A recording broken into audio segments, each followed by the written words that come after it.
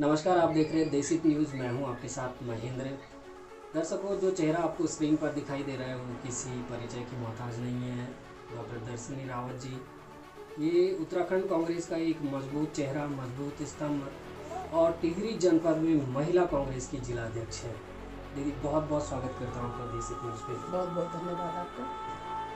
दीदी, अभी चुनाव की सरगर्मियाँ तेज हो गई हैं और यहाँ से अभी हालांकि कांग्रेस पार्टी का कुछ फाइनल नहीं हो पा रहा है, लेकिन क्या आपकी तैयारियाँ पूरी है? कांग्रेस से जो भी जिसको भी टिकट मिलता है, क्या कांग्रेस पार्टी के एक कार्यकर्ता के रूप में आपकी तैयारी पूरी है?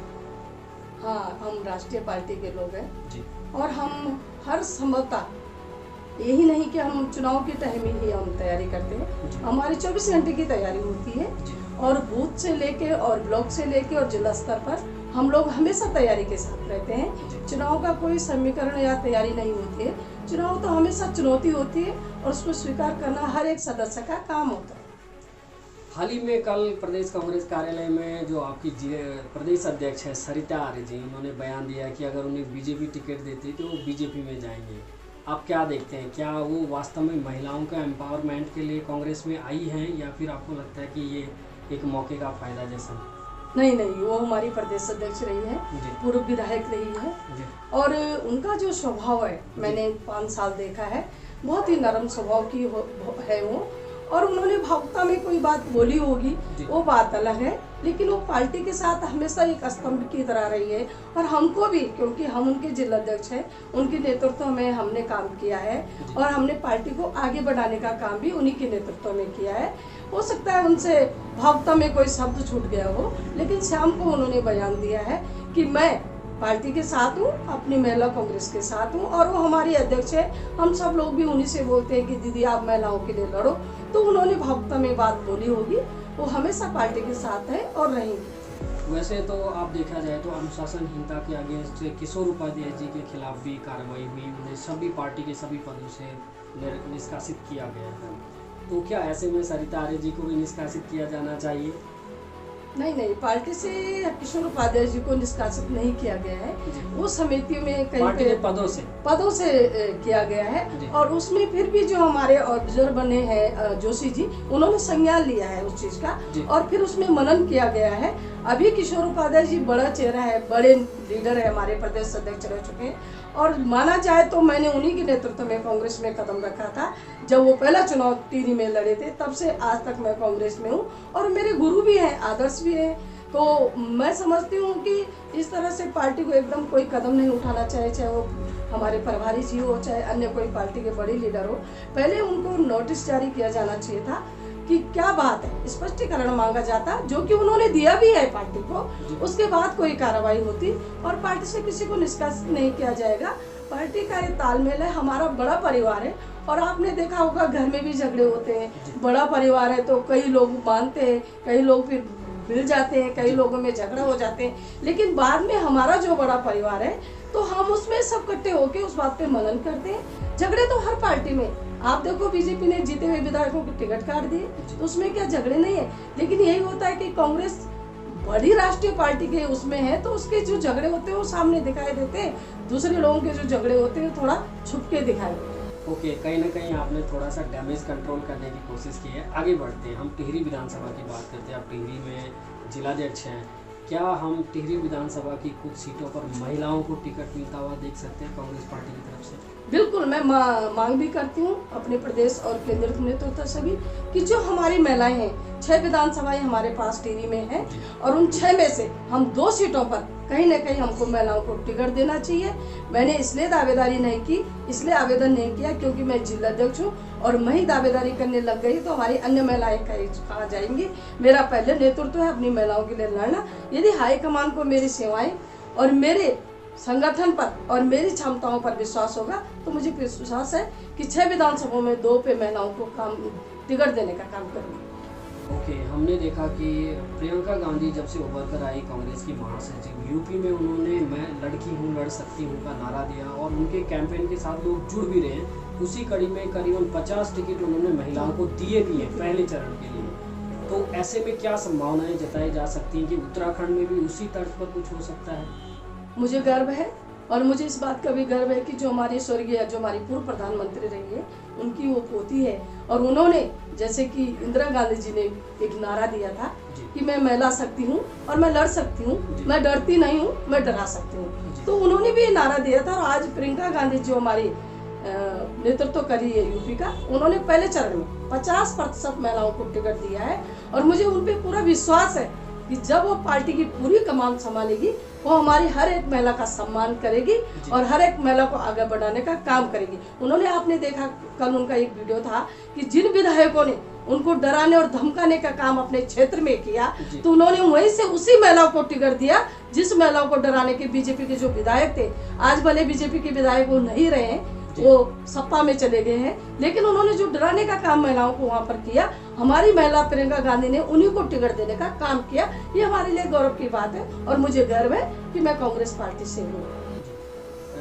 दर्शनी जी, आगे बढ़ते हैं। आपने बात करी महिलाओं को लेकर, ये बात हुई टिहरी की। अगर हम बात करें टिहरी विधानसभा की या पूरे टिहरी जिले के आप अध्यक्ष हैं, महिला एम्पावरमेंट की तरफ, महिला सशक्तिकरण की तरफ क्या कुछ वो मुद्दे हैं जिनको यदि आपका विधायक आती है, आपकी सरकार आती है, जिनको आप जनता के बीच लेके जा रहे हैं और जिन पर आपको लगता है कि इन पर कार्य करने की आवश्यकता है, क्या कुछ मुद्दे हैं? महिलाओं की जो सबसे बड़ी समस्या होती है, वो आर्थिक स्थिति से बहुत कमजोर होती है। क्योंकि जो हमारा पुरुष वर्ग होता है वो सक्षम होता है इन चीजों में। हमारा पहला काम होगा कि हम जो छोटे छोटे समूह होते हैं उनको गांव में शुरू करें। और जो हमारा जो कोटा होता है, जैसे बेरोजगारी में सबसे ज्यादा महिलाओं की संख्या होती है। जो हमारी बेटियां हैं, हमारी जो पीआरडी के जवान होते हैं, जो हमारी पुलिस की भर्ती होती है, हम बराबर की हिस्सेदारी भागीदारी में उनको आगे बढ़ाने का काम करें। जैसे 50% अगर कहीं पे है तो उसको 20-25% करके हम उसको बांट दें। महिलाओं की भागीदारी बढ़ाने की बात, महिलाओं की भागीदारी में कह रही हूँ मैं कि महिलाओं को हम रोजगार देने का काम करें।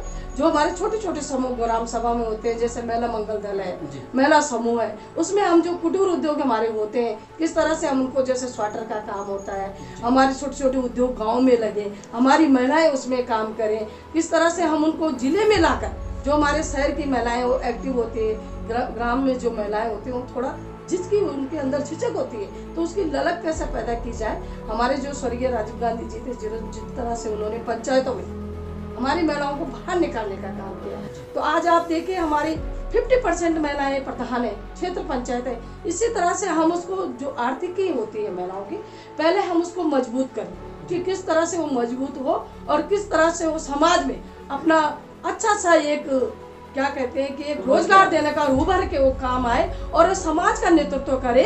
क्योंकि जब महिलाएं जागरूक होंगी तो कोई भी नेता हो, मैं हो या कोई भी हो, उसको गुमराह करने का काम नहीं करेंगे। और हम ज्यादा से ज्यादा शिक्षा और जो महिलाओं का स्वास्थ्य है, महिलाओं का जो स्वास्थ्य होता है वो बहुत कमजोर होता है। वो जिस तरह से काम करती है, मैंने देखा है, मैं स्वयं काम मैंने किया है, मैं करती हूँ। जमीन का जो हमारी खेती बाड़ी का वो काम होता है, सुबह से शाम तक वो थक जाती है। हम उसको किस तरह से उस पर थोड़ा, उसको जो उसका सर का बोझ है उसको हम कम करने का काम करें। जो हमारी भैंस है, गाय है, खेती है, खलियान है, किस तरह से हम उसका बोझ कम करने का काम करें। हमारा सबसे पहले ये काम होना चाहिए कि खेती में किस तरह से हम, जो हमारा उद्योग है वो काम करें ताकि हमारी खेती बची रहे। जो हमारी भैंस और गाय पालने वाली महिलाएं, किस तरह से हम उनके लिए काम कर सके ताकि वो बोझ न ढोते हुए कुछ और इस तरह से काम हो, जिस तरह से हमारी भैंस गाय भी, हमारा परिवार भी, हमारी खेती बाड़ी में, हमारे गांव का भी बहुत सारे लोगों में वो आगे बढ़े। ग्राम सभाएं होना बहुत जरूरी है और गांव को बचाना भी बहुत जरूरी है और महिलाओं का बोझ करना भी कम बहुत जरूरी है। कहीं ना कहीं आपने बहुत बड़ी बात कही कि महिला का जो सशक्तिकरण है, जो बेसिक आर्थिकी है, उसको बढ़ाया जाए तो स्वभावतः उसके जीवन में परिवर्तन आएगा। तो आगे बढ़ते हैं। टिहरी विधानसभा में इस बार सारे लोगों ने हल्ला मचाया हुआ है कि विकास उस हिसाब से नहीं हुआ जैसा होना चाहिए था। क्या आपको भी लगता है कि वास्तव में विकास की मुख्य धारा से, वैसे तो ये मुख्यालय, जिला मुख्यालय के पास है, सबसे करीबी विधानसभा है, जैसे पूर्व की भांति कांग्रेस सरकार में यहाँ पर विकास कार्य हुए थे, क्या इस वर्ष इस बार नहीं हो पाए? बिल्कुल नहीं हुए हैं, इस बात से मैं सहमत हूँ। बीजेपी ने, हमने 57 विधायक बीजेपी को दिए और बीजेपी ने 57 काम भी नहीं किए। जो हमारे टिहरी विधानसभा है, इन्होंने एक नारा दिया, हर घर नल। आप जाइए गांव में, उन नलों पे पानी नहीं है। तो इसका मतलब वो सरकार की एक ऐसी योजना थी जिसमें धन का जम के दुरुपयोग हुआ है। और वो दुरुपयोग इतना हुआ है कि जिसके घर में पहले से ही नल था, मैं टिपरी गांव में गई हूँ, वहाँ एक घर में 2-2 नल है। मैंने पूछा 2-2 नल क्यों है? उन्होंने कहा ये तो प्रधानमंत्री जी ने दिया है। मैंने कहा इसमें पानी का है? उन्होंने कहा इसका पानी से कोई मतलब नहीं है। तो ये तो धन का दुरुपयोग हुआ। हमारी बहुत सारे लोग, महिलाएं ऐसे हैं, ग्राम सभाएं ऐसे हैं जहाँ और चीज की जरूरत थी तो उस ग्राम सभा में वो काम होना चाहिए था। दूसरा, जब हमारे हरीश राव जी मुख्यमंत्री थे, आज निर्दलीय विधायक भी बहुत बोलते हैं कि मैंने ये काम किया, मैंने ये किया। मैं आभारी हूँ नारायण दत्तीवर जी की। किशोर उपाध्याय जी यहाँ से विधायक थे। हम 12 बजे रात हमारे डेलीगेशन गया, 150 लोगों का डेलीगेशन था और हम लोगों ने उनसे एक ही कागज पे किशोर उपाध्याय जी ने हमारी 5 बड़ी योजनाएं थी जो स्वीकृत कराई है। उसमें हमारा इंजीनियरिंग कॉलेज था, बीएससी नर्सिंग कॉलेज था, श्रीदेव सुमन कॉलेज था, पीजी कॉलेज था और 2 पंपिंग, सारचूला पंपिंग योजना, कोशारताल पंपिंग योजना थी। अभी भी हम पे वो पड़ा हुआ है। लेकिन जो वर्तमान में विधायक थे, उन्होंने सिर्फ ठेकेदारों को बढ़ाने के अलावा और अपने जो भाजपा के चट्टारों थे, चौकारों थे, खाने वाले थे, उनको बढ़ाने के अलावा कोई काम टिहरी में नहीं हुआ है। 0% ये क्षेत्र रहा है और ये विधानसभा 0 में समेट कर रह गई। आगे बढ़ते हैं जी। हमने देखा है कि कोरोना काल के दौरान हमारे प्रदेश में, हमारे जिले की बात करें, लगभग 65,000 युवा बेरोजगार होकर वापस आए। क्या बीजेपी सरकार उनमें से कुछ युवाओं को रोकने में कामयाब हो पाई है या फिर वापस वो पलायन की तरफ जा रहे हैं? और यदि आपकी सरकार आती है तो युवाओं के लिए क्या कुछ रोजगार के साधन आप करना चाहिए? भगवान करे कभी ये समय ना आए जो समय हम देख चुके हैं। कई लोगों ने अपने घर खोए, अपना परिवार खोया, एक परिवार से हमारे 4-4 लोग चले गए हैं। जो हमारे बेरोजगार भाई थे, जो आज भी वो कतार पे आ गए, फिर के होटल बंद होने वाले हैं और वो घर आने वाले, उनको इन्होंने इतना गंदा नाम दिया कि प्रायवासी। और हाँ, तो हमारे हैं, वो कहाँ से हो गए कहीं के। दूसरा, इन्होंने उसको रोकने में कोई वो नहीं किया कि इन्होंने उनको रोका है। जो युवा घर आया था फिर वो अपनी जगह चले गया, कोई कहीं गया है, कोई कहीं गया है और उन्होंने बिल्कुल भी उस पर ध्यान नहीं दिया। यहाँ तक कि जो लोग, मुझे याद है, मेरा कोई करीबी था, हमारा घर का ही था, मैं 2 बजे रात तक भटकती रही, 2 बजे रात तक फोन करती रही, लेकिन हमको कहीं आईसीयू रूम नहीं मिला। पता चला कि 3 बजे रात उसकी डेथ हो गई। हमारा बच्चा ही था, लेकिन हम उसके लिए कुछ नहीं कर पाए। जब हमने वहाँ के विधायक से भी मैंने बात करी, जो धर्मपुर के विधायक थे, मैंने उनसे भी बात करी, उन्होंने फोन नहीं उठाया। एक बात, बीजेपी के विधायक है, उन्होंने फोन नहीं उठाया। इतनी महामारी में और आप फोन बंद करके बैठ गए। क्या ये आपकी मानसिकता का परिचय है?